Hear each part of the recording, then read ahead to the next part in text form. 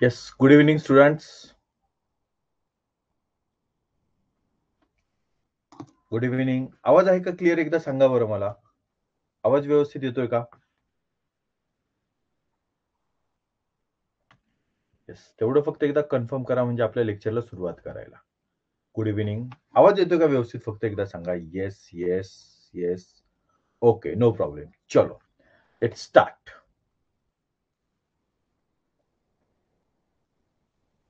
चलो चलो चलो. Very good, very good, very good, very good. चला.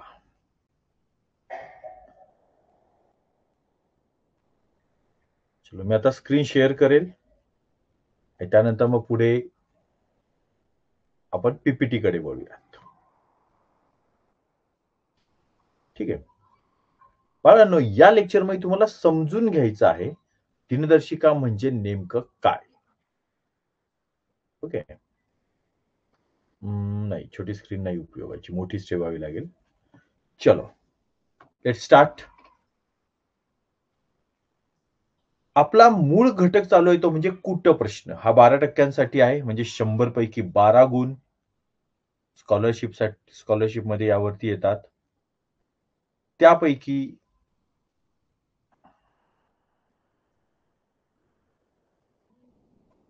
12% म्हणजेच 12 गुण आणि 12 गुण म्हणजेच 6 प्रश्न, 6 क्वेश्चन्स. 6 प्रश्नांपैकी एक प्रश्न रांगेतील स्थानांवर असेल, एक दिशांवर असेल, एक दिनदर्शिकेवर असेल, एक वेन आकृतीवर असेल आणि एक गणिती कोड्यांवर असेल. हे 5 प्रश्न झाले आणि याशिवाय एक प्रश्न असा असेल की तो यापैकी कुठेही असेल. तर यातील आपलं रांगेतील स्थान पाहून झालेलं आहे, दिशा पाहून झालेलं आहे. आज आपण वळतोय ते म्हणजे दिनदर्शिकेकडे. दिनदर्शिकेचे एकूण 2 लेक्चर्स होतील.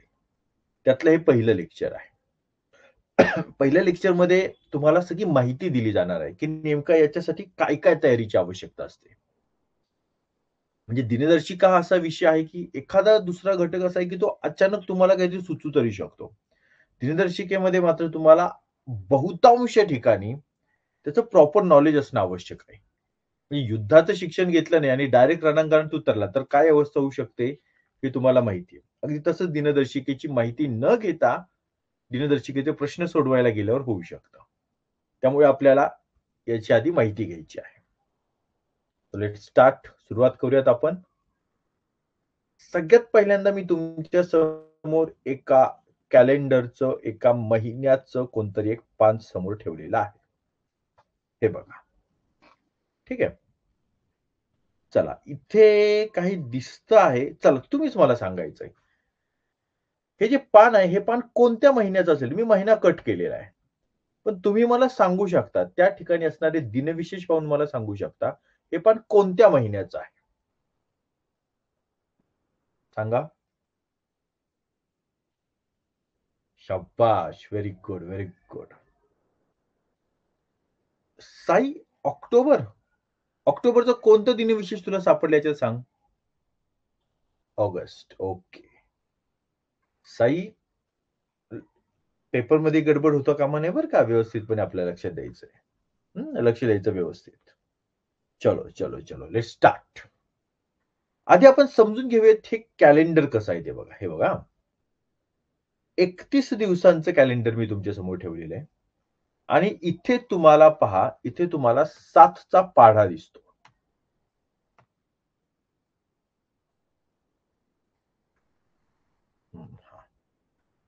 हे पहा. इथे तुम्हाला 7चा पाढा दिसतो आडवा. 7 एके 7, 7 दुनी 14, 7 त्रिक 21, 7 चोक 28. ठीक आहे. 7 चोक 28. दुसरा पाढा तुम्हाला या ठिकाणी दिसतो पहा. तिरका. 8 एके 8, 8 दुने 16, 8 त्रिक 24. तिसरा पाढा इथे वर दिसतो तिरका. 6 एके 6, 6 दुने 12, 6 त्रिक 18. आणि जर एक दिवस खाली असता तर हा 24 आहे तो वर आला असता. ठीक आहे. म्हणजे एकतर 24 आहे तो 8च्या तरी पाढ्यात दिसला असता किंवा 6च्या तरी पाढ्यात दिसेल. दोन्हीपैकी एका ठिकाणी तो दिसू शकतो. हे का लक्षात घ्यायचं हे समजून घ्या. कॅलेंडरमध्ये जे दिनांक आहेत त्या दिनांकांपैकी दिनांक 1, 8, 15,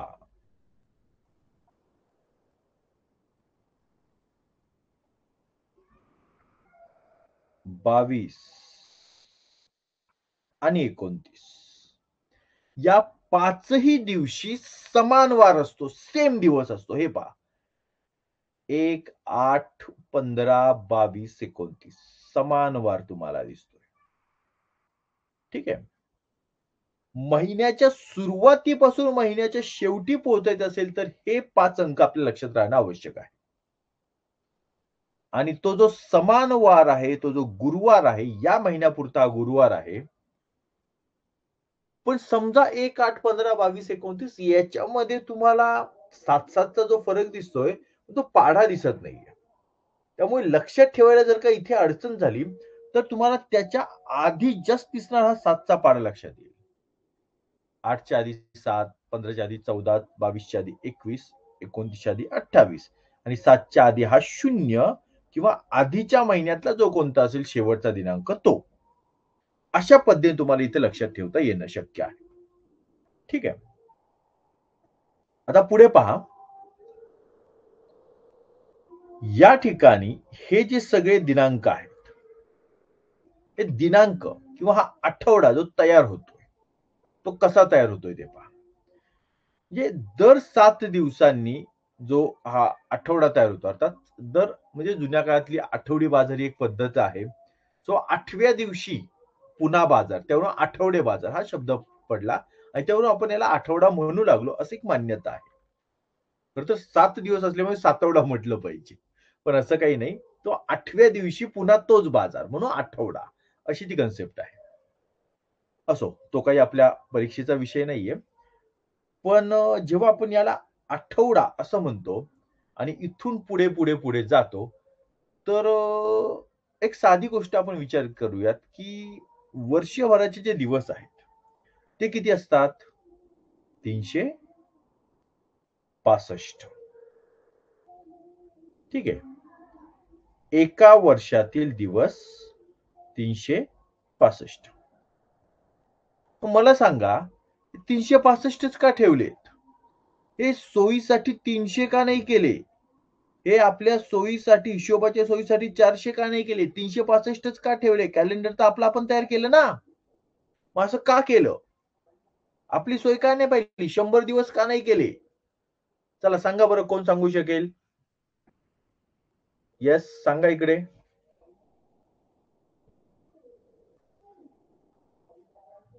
अच्छा, ठीक आहे.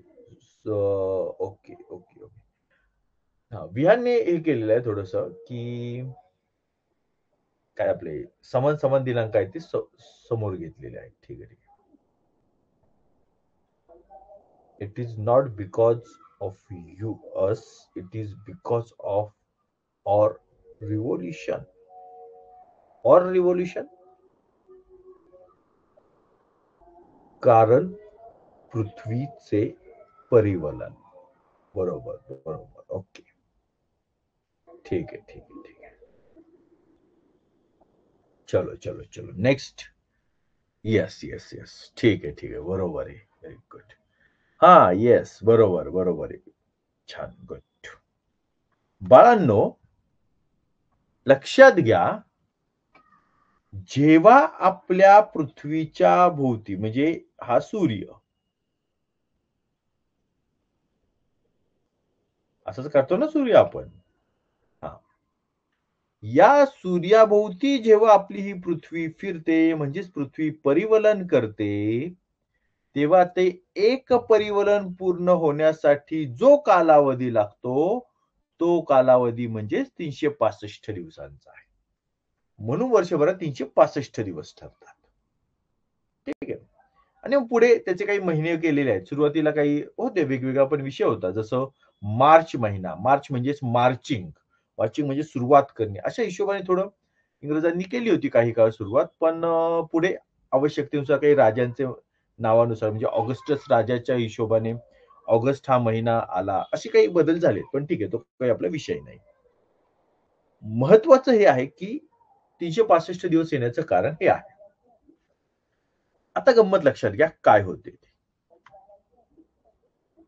बघा, कोणत्याही वर्षाची सुरुवात म्हणजेच 1 जानेवारी या दिवशी जर रविवार असेल,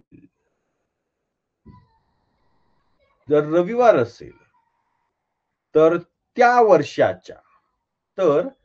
वर्षाचा शेवटचा दिवस म्हणजेच 31 डिसेंबर या दिवशी सुद्धा रविवारच असतो. म्हणजेच वर्षाची सुरुवात आणि वर्षाचा शेवट हा समान दिवशी होतो. फक्त लीप वर्ष असेल तर वेगळं आहे, ते आपण पाहूयात काय ते आपण थोडं एक स्टेप पुढे गेल्यावरती पाहूया. पण वर्षाची सुरुवात आणि वर्षाचा शेवट हा समान वाराच्या दिवशी होतो, हे लक्षात घ्या. आता जर काही समान वाराच्या दिवशी शेवट होत असेल, तर तर दुसऱ्या वर्षाचा म्हणजे 31 डिसेंबरच्या नंतर पुन्हा जे 1 जानेवारी येईल, म्हणजे नवीन वर्षाची 1 जानेवारी येईल, त्या दिवशी कोणता वार असेल? 31 डिसेंबरला रविवार, म्हणजेच 1 जानेवारीला सोमवार. याचाच अर्थ कोणत्याही वर्षाची सुरुवात ज्या वाराच्या दिवशी होते, पुढच्या वर्षी एक वार त्या दिवसाला पुढे सरकतो. आणि हे लक्षात ठेवण्यासाठी म्हणून तुमच्या स्वतःचा बर्थडे, तुमचा वाढदिवस आठवा. तुमचा वाढदिवस दरवर्षी एका वाराने पुढे सरकत असतो. दरवर्षी. त्यामुळे ही गंमत लक्षात घ्या. ठीक आहे. आणि हा जो पुढे सरकणारा वार आहे, एक वार हा जो पुढे सरकत आहे, त्यामुळे आपला बर्थडे जो आहे, आपला वाढदिवस जो आहे किंवा कोणताही वर्षभरातला दिवस आहे, तो दिवस, ती दिनांक आणि तो वार हे फिक्स राहत नाही. ते सतत बदलत राहतात. ते दरवर्षी बदलत राहतात. पण या सगळ्याला बदलणारा एक दिवस असतो आणि तो म्हणजेच 29 फेब्रुवारी असणारं वर्ष, ज्याला आपण म्हणतो लीप इयर, लीप वर्ष. बघा, तर मग इकडचा जो भाग आहे तो मी थोडासा खोडतो.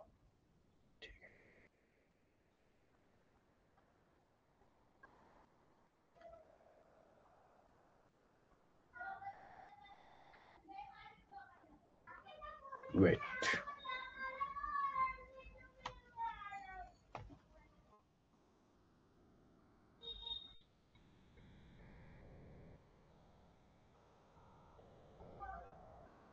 हा, लीप वर्ष.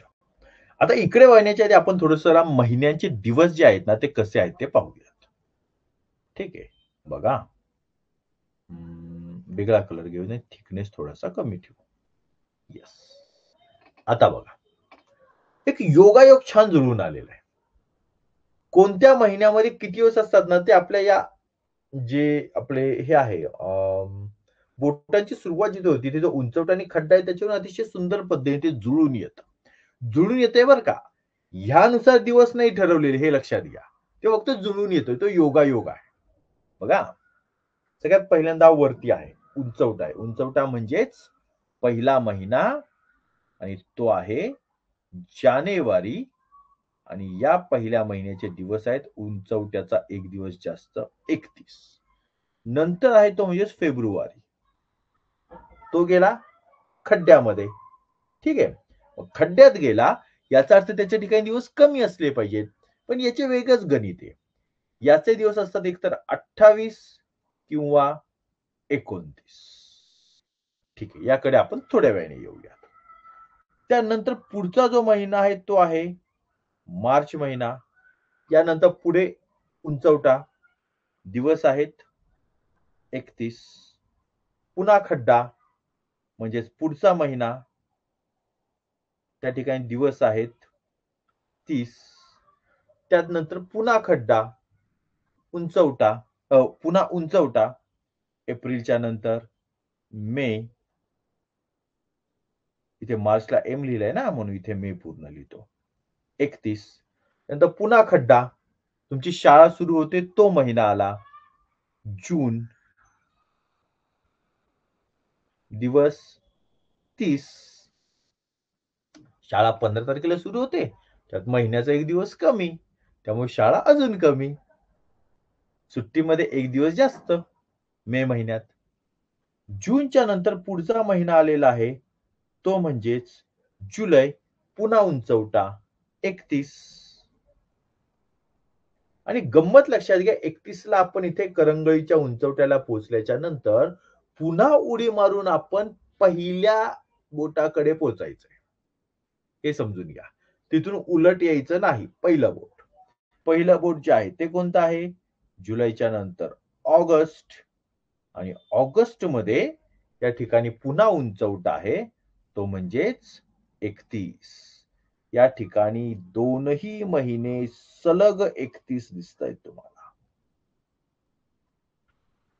ऑगस्टच्या नंतर सप्टेंबर, पुन्हा खड्डा 30,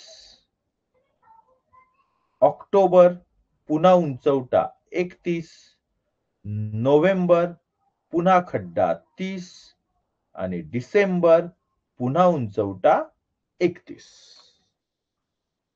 ठीक आहे. आता या ठिकाणी हे जे दिवस ठरवले गेलेले आहेत बघा, 31 शक्यतो 31 30 31 30 31 30 31 30 असं सगळीकडे आहे. इथे फक्त जुलै टू ऑगस्ट मध्ये येताना तुम्हाला 31 31 दिसतायत, आणि सोबत शेवटचा महिना 31 चा आहे, आणि त्यानंतर येणारा पहिला महिना सुद्धा 31 चाच आहे, हे समजून घ्या. सलग येणारे 2 वेळा असे महिने आहेत की डिसेंबर आणि जानेवारी, आणि दुसरी गोष्ट जुलै टू ऑगस्ट, हे दोन्ही 31 31 चे आहेत. बरं, हे जे लीप वर्ष आहे ते काय ते आपण आता पाहूयात.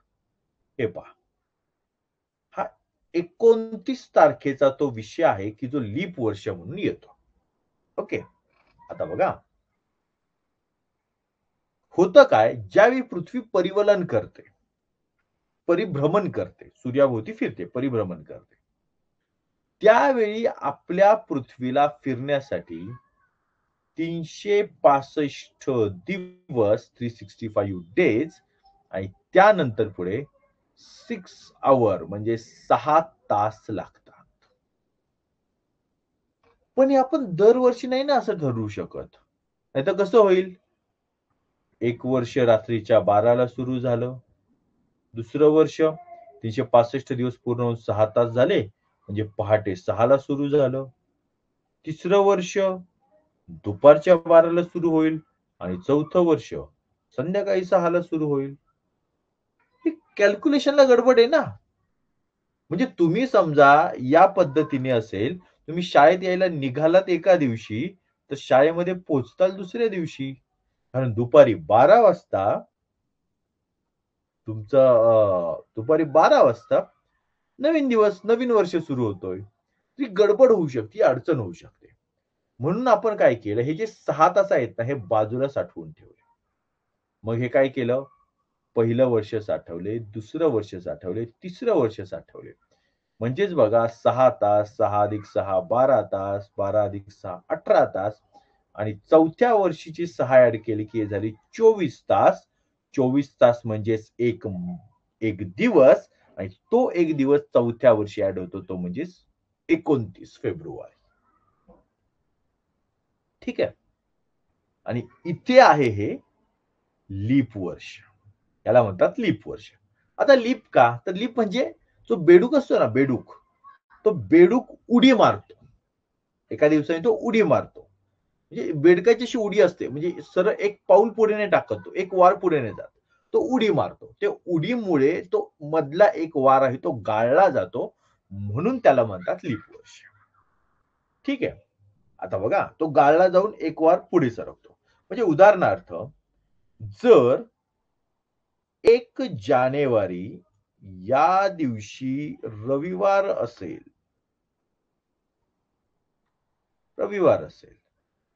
तर पुढच्या वर्षीच्या 1 जानेवारीला कोणता वार येईल? डायरेक्ट येताना रविवार येईल. हे पहा, डायरेक्ट आपण सरळ विचार करू त्यावेळी सोमवार येईल. म्हणजे 1 ने वार पुढे सरकेल, सोमवार येईल. पण जर मध्ये 29 फेब्रुवारी आली, म्हणजेच लीप वर्ष असेल आणि हा दिनांक मध्ये आला, तर रविवारच्या नंतर सोमवार येत नाही, मंगळवार येतो. तुमच्या स्वतःच्या वाढदिवसाची सुद्धा हीच गंमत आहे. तुमचा वाढदिवस असा सलग एक ने पुढे जात असतो वाराने, पण लीप वर्षाचा कालावधीमध्ये आला, तो दिवस मध्ये आला, की तो एक दिवस गाळतो, एक वार गाळतो आणि मग तो पुढे सरकतो, उडी मारतो. ठीक आहे. तर अशा पद्धतीची कन्सेप्ट आहे. आता याच्याशिवाय आपण पुढच्या नेक्स्ट पेजला जाऊयात.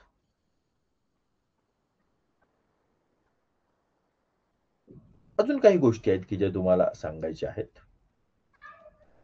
समान वार असणाऱ्या काही बाबी आहेत की ज्या आता मी तुम्हाला सांगतो. बघा, समान वार. बरं थांबा, आतापर्यंत सांगितलं ते समजलं का? एकदा मला इकडे प्रश्न विचारूया. येस येस येस, समजलं का? एकदा उत्तर द्या.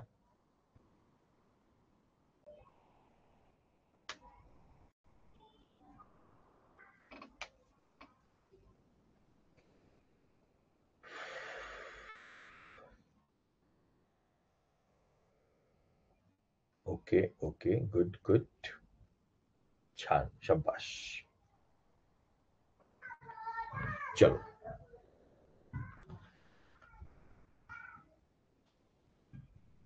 चला बाळांनो, आता पुढे बघा. आता गंमत बघा. काही वार असतात ते समान वार असतात. उदाहरणार्थ, आता तुम्ही सगळे कोण आहात? तर तुम्ही सगळे स्टुडंट आहात, विद्यार्थी आहात. ठीक आहे, तुम्ही बालक आहात. तर तुम्ही जे बालक आहात, त्या बालकांचा दिवस म्हणजेच बालदिन हा असतो 14 नोव्हेंबर. बालदिन. बालदिन का साजरा केला जातो? यामागचं कारण म्हणजेच पंडित जवाहरलाल नेहरू यांचा हा जयंतीचा दिवस आहे, जन्मदिवस आहे. ठीक आहे. तुम्ही सगळे बालक आहात. तुम्हाला मी शिकवतोय. मी झालो तुमचा शिक्षक. शिक्षक. मी आहे तुमचा शिक्षक दिन. शिक्षकांचा शिक्षक दिन. तर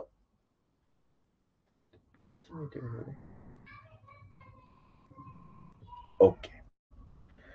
शिक्षक दिनाची जी तारीख आहे ती आहे 5 सप्टेंबर. आणि शिक्षक दिन का साजरा केला जातो? त्याचं कारण आम्हा शिक्षकांपैकीच एक डॉक्टर सर्वपल्ली राधाकृष्णन, जे स्वतंत्र भारताचे पहिले उपराष्ट्रपती आणि नंतर राजेंद्र प्रसादांच्या नंतर ते राष्ट्रपती सुद्धा झाले. तर यांचा हा जन्मदिवस आहे. ओके, बघा, बालदिन, शिक्षक दिन. ठीक आहे. बालदिन, शिक्षक दिन. आता आम्ही शिक्षकांनी जे तुम्हाला शिकवलं जातं, यामुळे तुम्ही सर्वजण अज्ञानाच्या अंधकाराकडून ज्ञानाच्या स्वातंत्र्याकडे येता. अज्ञानाच्या पारतंत्र्यामधून ज्ञानाच्या स्वातंत्र्याकडे येता. तो हा तिसरा दिवस, तो म्हणजेच स्वातंत्र्य दिन. आपला भारत देश स्वतंत्र झाला तो हा दिवस 15 ऑगस्ट. ठीक आहे. आणि आम्हा शिक्षकांनी तुम्हा विद्यार्थ्यांना स्वातंत्र्याकडे घेऊन जाण्याची जी गोष्ट आहे, अशा प्रकारची इतिहासात एक मोठी गोष्ट घडली. ती म्हणजेच या विद्यार्थ्यांना स्वातंत्र्याकडे घेऊन जाण्यासाठी म्हणजेच राष्ट्रीय शिक्षण देण्यासाठी एक शाळा स्थापन करण्यात आली. New English school Pune. ही शाळा सध्या new English school Tilak road Pune म्हणून ओळखली जाते. या शाळेचे संस्थापक ते म्हणजेच लोकमान्य बाळ गंगाधर टिळक. अक्षर अगदीच वाकडं तिकडं होतंय, जरा पॅडचा प्रॉब्लेम आहे. यांची पुण्यतिथी म्हणजेच त्यांचं निधन झालेला जो दिवस आहे, तो दिवस आहे 1 ऑगस्ट. हा पुण्यतिथीचा दिवस. आणि याच दिवशी अजून एक महान व्यक्तीचा एक संदर्भ आहे, दिनविशेष आहे. तो म्हणजेच अण्णा भाऊ साठे. अण्णा भाऊ साठे यांच्या जयंतीचा हा दिवस आहे.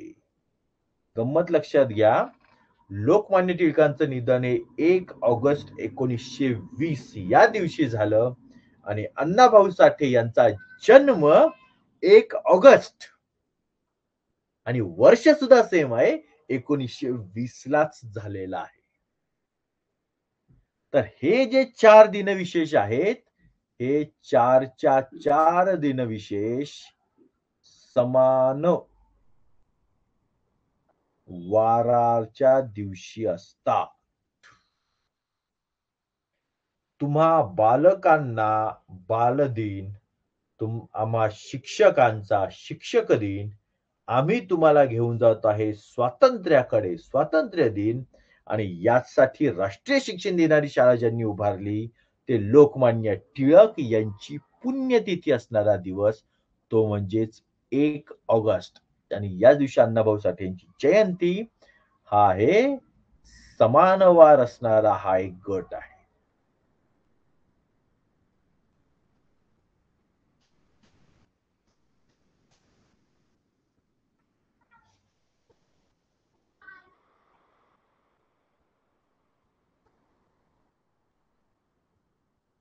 ठीक आहे. चालेल. बरं बघा, बरं मला जरा एकदा विचारू द्या. येस, क्लिअर क्लिअर, काही अडचण? छान, शाबाश. येत आहे की इकडे, छान उत्तर येत आहे तिकडे. Okay okay okay. लक्ष पण ठेवा बरं का, चुकू नका. Okay okay okay. चलो चलो चलो चलो. येस नो काय पाठवलं तेच कळेना. अडचण नाही यासाठी नाही, पुढे जाऊ का यासाठी हो. ठीक आहे. काही शंका नाही असं स्पष्ट दिसून येत आहे, कारण काही विचारलं गेलं नाही. नेक्स्ट. जसा हा एक गट आहे तसा अजून एक गट आहे. बघा, या गटामध्ये आपण पाहूयात, एक आहे राज्य पातळी, एक आहे राष्ट्र पातळी आणि एक आहे जग किंवा आंतरराष्ट्रीय पातळी. ठीक आहे. राज्य पातळीवरचा एक दिवस, तो म्हणजेच आपल्या महाराष्ट्र राज्याचा दिवस, महाराष्ट्र दिन.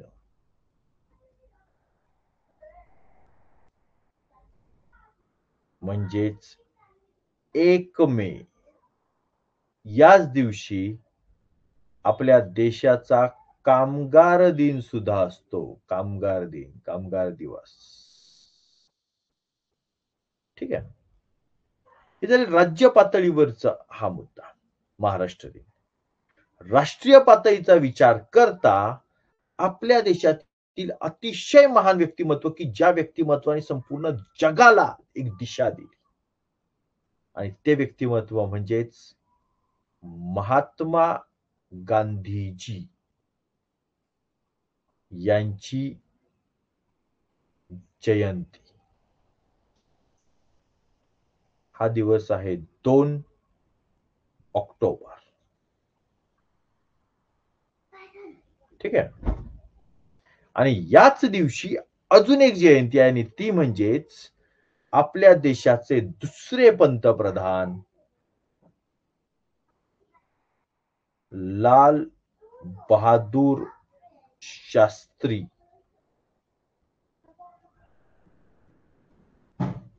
यांची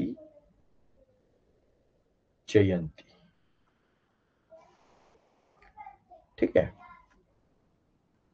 आणि जागतिक पातळीचा विचार करता जगामध्ये सर्वात मोठं साम्राज्य आधुनिक भारताच्या काळात ज्यांनी उभारलेलं होतं, ज्यांच्या राज्यावरून सूर्य मावळत नव्हता, तो देश म्हणजे इंग्लंड. आणि या इंग्लंड देशामध्ये जो प्रामुख्याने जो धर्म आहे किंवा जो समाज आहे तो एक ख्रिश्चन समाज. आणि या ख्रिश्चन समाजाचा सण आहे तो म्हणजेच नाताळ, ख्रिसमस. आणि याचा दिवस आहे तो म्हणजेच 25 डिसेंबर. या तीनही कालावधीमध्ये समान वार असतो. या तीनही दिवशी समान वार असतो. आणि फक्त जर लीप वर्ष असेल तर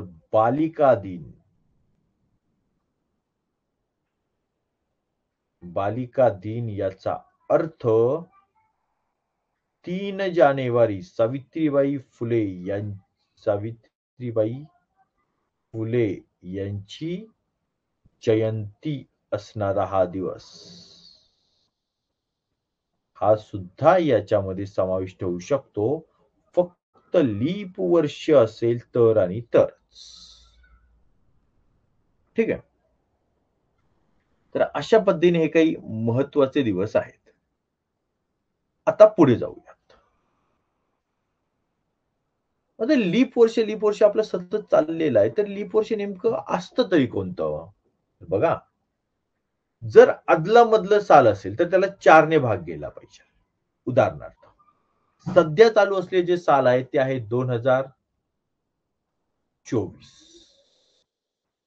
हे शेवटचे 2 नंबर बघा. 4 ची कसोटी. पूर्ण संख्येला 4 ने भाग जाण्यासाठी शेवटच्या 2 नंबरला 4 ने भाग द्यायचा. 4 सक 24 म्हणजेच पूर्ण भाग जातो. म्हणजेच हे लीप वर्ष आहे. तुम्ही कॅलेंडरचा फेब्रुवारी महिना काढून पहा, तुम्हाला 29 फेब्रुवारी हा दिवस दिसेल.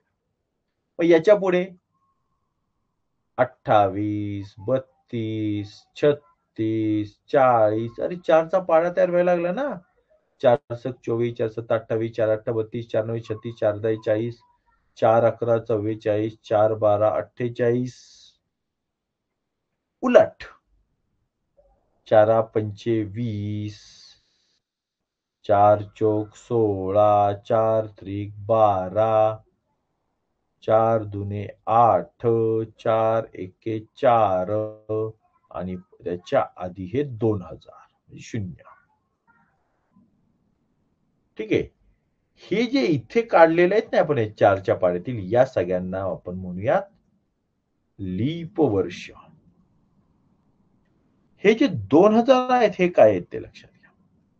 जेव्हा 100 वर्षांचा कालावधी असतो, 2000, 2100, 2200, 2300, 2400 व्हॉटएव्हर जे काही असेल ते, तेव्हा त्याला 400 ने पूर्ण भाग गेला पाहिजे. उदाहरणार्थ, या शून्याला शून्य कट, या शून्याला शून्य कट. 4 एके 4, 4 पंचे 20. पूर्ण भाग जातो, याचाच अर्थ 2000 हे लीप वर्ष आहे.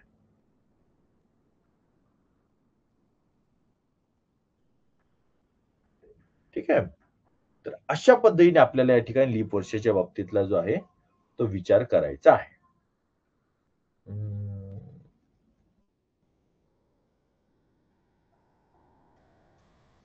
ठीक आहे. यानंतर आपण पाहूयात काही महत्वाचे दिनविशेष. जे आता आपण यापूर्वी जे काही पाहिले, म्हणजे बघा ना, तुम्हाला जर का असा प्रश्न विचारला गेला, आधीच्या एक्सप्लेनेशनच्या आधारे मी तुम्हाला प्रश्न विचारतो. एका वर्षामध्ये शिक्षक दिन हा जर सोमवारी आला असेल, तर त्याच वर्षामध्ये जर ते लीप वर्ष नसेल किंवा असेल व्हॉटएव्हर, त्याच वर्षामध्ये लोकमान्य टिळक यांची पुण्यतिथी किंवा अण्णाभाऊ साठे यांची जयंती कोणत्या वारी असेल? अर्थात उत्तर सोमवार. तेव्हा अशा पद्धतीने हा आपल्याला विचार करायचा आहे. ठीक आहे. Yes.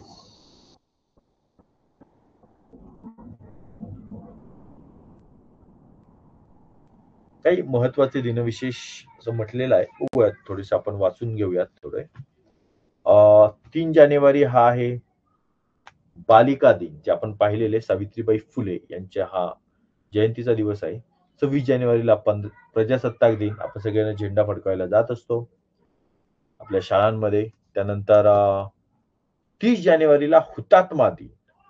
30 जानेवारी या दिवशी दिल्ली या ठिकाणी महात्मा गांधी या 75 वर्षांच्या वयोवृद्ध महान व्यक्तीस नथुराम गोडसे या व्यक्तीने, त्याला काही त्याची भूमिका असेल पण ती भूमिका काही पटण्यासारखी नाहीच आहे.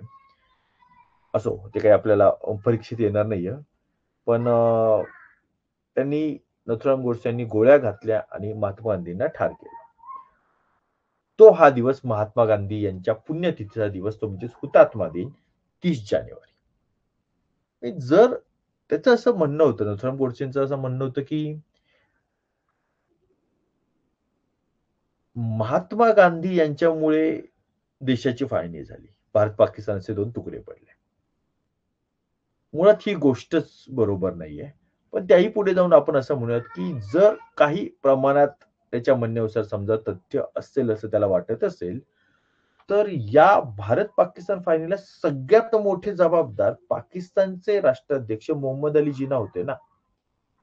जर त्याला एवढीच जर का नथुराम गोडसे यांना आवश्यकता वाटत होती, तर त्यांनी पाकिस्तानमध्ये जाऊन जिनावर गोळ्या घालाव्यात किंवा हा कायदा करणारा माउंटबॅटन होता, त्याला गोळ्या घालाव्यात. 75 वर्षांचा कृश म्हातारा झालेला माणूस, त्यांना गोळ्या घातल्या, यांना काही खरं अर्थ राहत नाही. असो, तो दिवस तुम्हाला लक्षात ठेवणं आवश्यक आहे. 30 जानेवारी, 2 ऑक्टोबरला जयंती, 30 जानेवारीला निधन आहे. 2 दिवस सलग येतात फेब्रुवारी महिन्यात. 27 फेब्रुवारीला मराठी राजभाषा दिवस असतो आणि 28 फेब्रुवारी या दिवशी विज्ञान दिवस असतो. म्हणजे शाळांमध्ये पहा, हे दोन्ही उपक्रम सलग होतात, कारण की दिवस सलग येतात. त्यानंतर मार्च महिन्याचा विचार केला तर 8 मार्च हा जागतिक महिला दिवस आहे. महिलांसाठी अनेक म्हणजे बघा, तर आपला राष्ट्रीय बालिका दिवस जो आहे तो 3 जानेवारी आहे आणि जागतिक महिला दिवस आहे तो 8 मार्च आहे. मार्च महिन्यामध्ये आपल्या भारत देशामध्ये अजून एक महत्वाची घटना घडली आणि ती म्हणजेच 23 मार्च या दिवशी भगतसिंग, राजगुरू आणि सुखदेव यांना जी फाशी झाली, तो हा दिवस होता 23 मार्च 1931. तर तो शहीद दिन म्हणून ओळखला जातो. त्यानंतर 14 एप्रिल डॉक्टर बाबासाहेब आंबेडकर यांची जयंती. आपल्या भारत देशामध्ये जे संविधान आहे, त्या संविधानाची देणगी देणारे अतिशय महान हे व्यक्तिमत्व. खूप मोठ्या प्रमाणामध्ये, म्हणजे 391 लोक सुरुवातीला त्यामध्ये होते. अनेक लोकांनी या सगळ्या कार्यामध्ये सहभाग घेतला. पण भारतीय राज्यघटनेचे शिल्पकार म्हणून डॉक्टर राजेंद्र प्रसाद यांनी आंबेडकरांना जाणून बुजून त्यांच्याशी ओळख केलेली आहे. कारण तेवढे कष्ट त्यांनी घेतलेले आहेत. ते मसुदा समितीचे अध्यक्ष होते. म्हणजे नेमकं काय लिहायचं याचे ते अध्यक्ष होते. आणि त्या एका शब्दाला, एका अक्षराला वेगळा अर्थ प्राप्त होता कामा नये, यासाठी त्यांनी प्रयत्न केलेले आहेत. तर त्यांची जयंती ही 14 एप्रिलला असते. जेव्हा तुमच्या परीक्षा चालू असतात, परीक्षांचा ज्यावेळी काळ असतो किंवा परीक्षा नुकत्याच संपलेल्या असतात आणि रिझल्टचा काम शाळांमध्ये सुरू होतं, तेव्हा बाबासाहेबांच्या जयंतीचा दिवस येतो. आणि बाबासाहेबांचा निधनाचा दिवस, म्हणजे त्याला महापरिनिर्वाण दिन असं म्हटलं जातं, तो दिवस आत्ता 3 दिवसांपूर्वी, म्हणजे आज 9 डिसेंबर आहे, तर 3 दिवसांपूर्वी तो झाला. 6 डिसेंबर या दिवशी त्यांचं निधन झालेलं आहे. 1 मे आपण पाहिलेला आहे. 5 जून हा जागतिक पर्यावरण दिवस आहे. जेव्हा तुमची शाळा चालू नसते ना, तेव्हा हा दिवस येतो. पर्यावरण दिन 5 जून. आणि दरवर्षी शाळेत आलात, आता गेल्या 2-3 वर्षांपासून, कारण की आपण आपल्या भारत देशाकडून जगाला एक खूप मोठी देणगी दिली आहे. ती म्हणजेच योगाची देणगी. योग साधना. आणि ही जी देणगी आहे, म्हणजे बघा, तुमची 15 तारखेला शाळा सुरू होते. नंतर आठवडाभरातच योग योग दिनाचा आरंभ होतो. म्हणजे शाळेतला पहिला कार्यक्रम मुलांच्या स्वागताच्या नंतर पहिल्यांदा योग दिन येऊ शकतो अनेक वेळा. तर हा योग दिन आहे तो 21 जूनला आहे. ठीक आहे. पुढे जुलै महिन्याचा विचार करता एक तुम्हाला दिवस सांगेल मी. ज्या लोकमान्य टिळकांच्या पुण्यतिथीचा आपण विचार केला 1 ऑगस्ट या दिवशी, तर त्याच लोकमान्य टिळकांची जयंती ही 23 जुलैला असते. त्यांच्या निधनाच्या 7 दिवस आधी आपल्याला तो दिवस दिसून येतो, 23 जुलै. त्यानंतर 1 ऑगस्ट लोकमान्य टिळकांची पुण्यतिथी. 9 ऑगस्ट क्रांती दिन.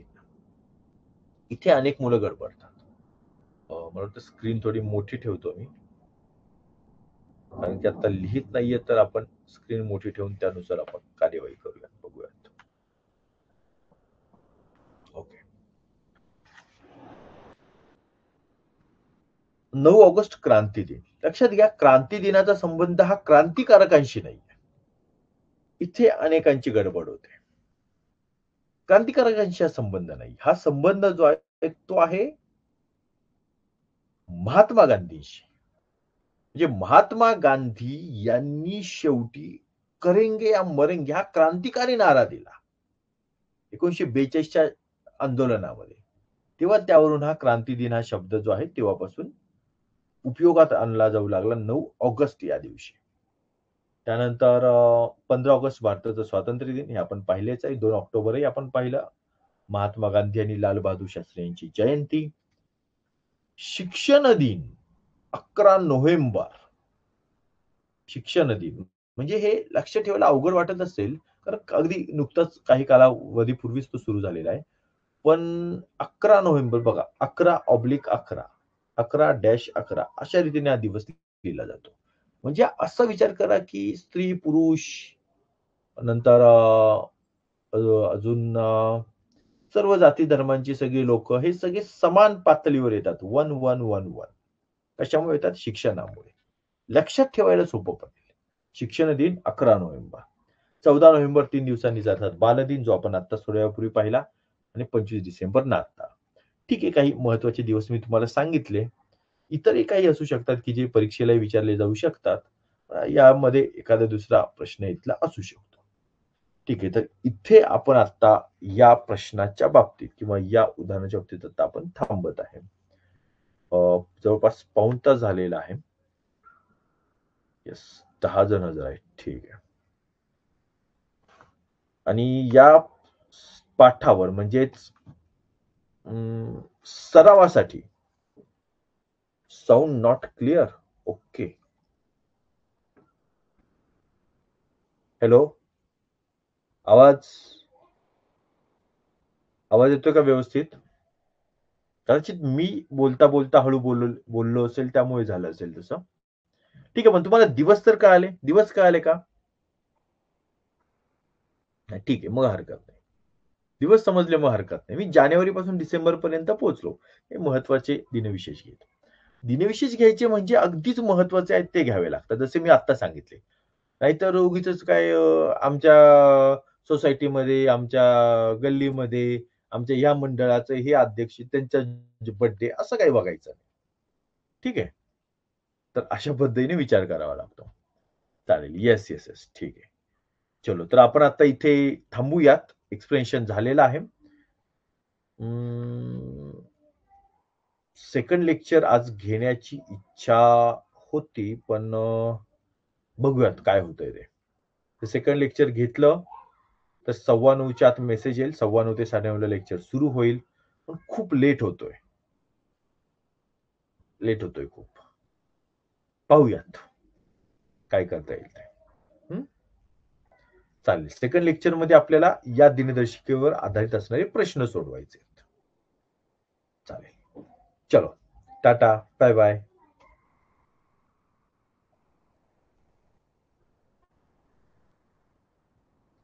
सेपरेट लेक्चर होणार आहे बाळा क्वेश्चनसाठी, ते सांगितलं मी आता. 9 सिद्धांत. ओके बाळा, ठीक आहे, चालेल. चलो, येस, ठीक आहे, ठीक आहे, ठीक आहे. बघूयात आपण, प्रयत्न करूयात, बघूयात, कळवतो मी. चलो बाय बाय, टाटा.